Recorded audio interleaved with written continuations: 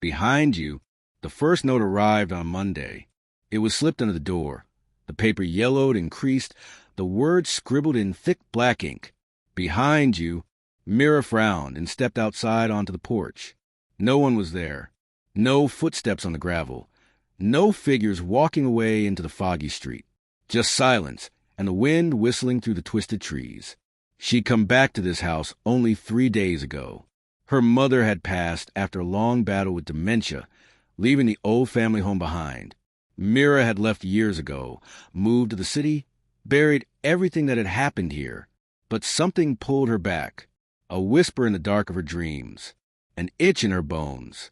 Inside, the house still smelled of dust and lavender. Faded photos hung crooked on the walls, and the long hallway always seemed too narrow, too dark, like it was shrinking. She tossed the note aside, assuming it was a prank. Maybe the neighbor kids, maybe the wind. But she felt watched that night. Not from the front, not from outside, from behind her. On Tuesday, it happened again.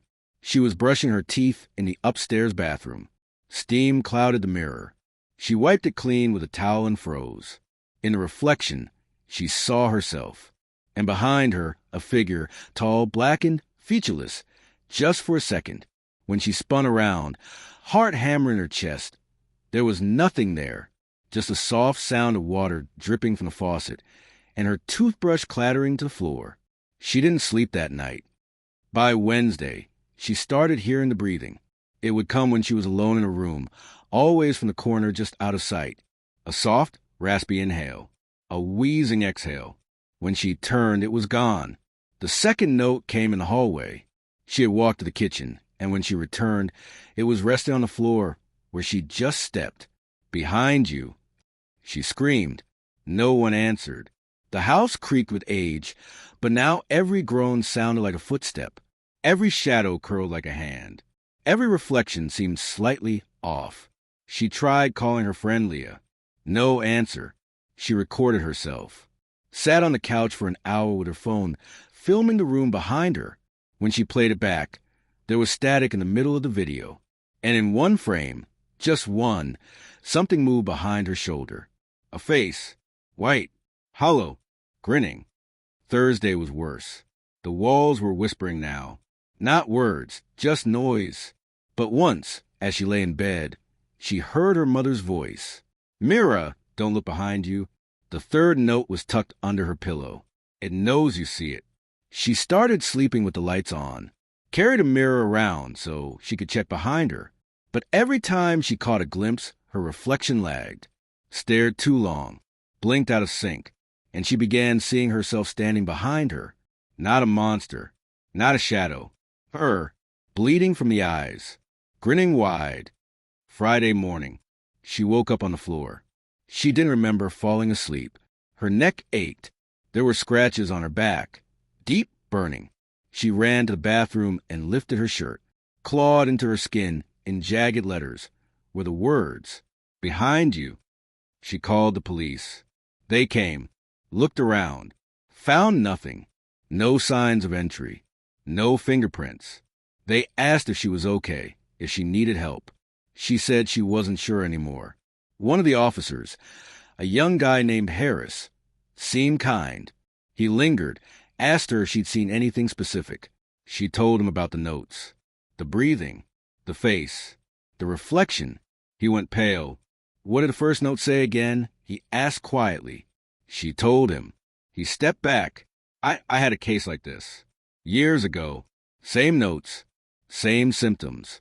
Same house. Myra's blood ran cold. What happened? She went missing. We found her clothes folded on the floor. No body. What did you do? He shook his head. We sealed the room. Burned the tapes. Left it alone. Mira whispered, "I live here now." He left.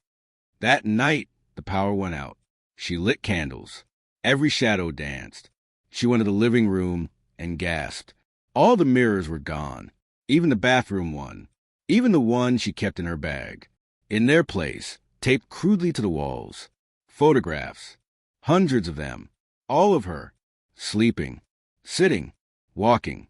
Every photo taken from behind. She dropped to her knees. Cried. And then she heard it. Footsteps. From the attic. She climbed the stairs, each creaking louder than the last. A warm draft blew down the ladder to the attic door. She pulled the string and climbed. The attic was filled with mirrors, every wall covered, and in the center, a chair facing the far mirror. Something sat in it. It looked like her, but it wasn't. Pale, lifeless, strings of blood dripping from its mouth, hands bound to the arms of the chair with red ribbons. She turned to run. The attic door slammed shut. The thing in the chair stood up. Mira ran to the corner and curled into a ball, whispering prayers, begging. The creature didn't move fast. It walked like it was learning how to walk. And then it crouched beside her and whispered, "Look behind you." She woke up in her bed, screaming. Morning light poured in. Everything seemed normal. No scratches, no notes, no attic door, just silence, until her phone buzzed. A picture message. She opened it. A photo of her sleeping, taken from behind.